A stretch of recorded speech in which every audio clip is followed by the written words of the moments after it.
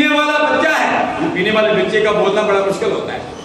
ابھی ہمارے یہاں تو بچے دودھ پیتے ہیں، دودھ پینے کے دوران اچھی مائیں ہیں جو بچے کو سکھاتی ہیں، بچے پڑھو اللہ اللہ اللہ اللہ اللہ اللہ اللہ اللہ اللہ اللہ اللہ اللہ کرتی ہیں، پڑھو بچے بسم اللہ بسم اللہ بسم اللہ بسم اللہ بسم اللہ۔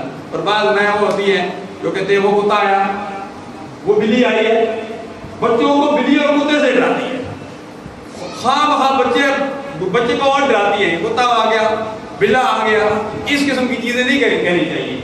تو بچوں کو یہ کہنا چاہیے اگر ڈرانا ہے تو بیٹے وہ دیکھو وہ قرآن پاک پڑھا ہوا ہے، بیٹے وہ دیکھو قرآن پاک پڑھو، بیٹے وہ دیکھو وہ مسجد ہے، بیٹے دیکھو وہ مدرسہ جامعہ افغانیہ ظاہر العلوم ہے، بچے وہ دیکھو وہ تیرے ابو کی ٹوپی پڑی ہوئی ہے۔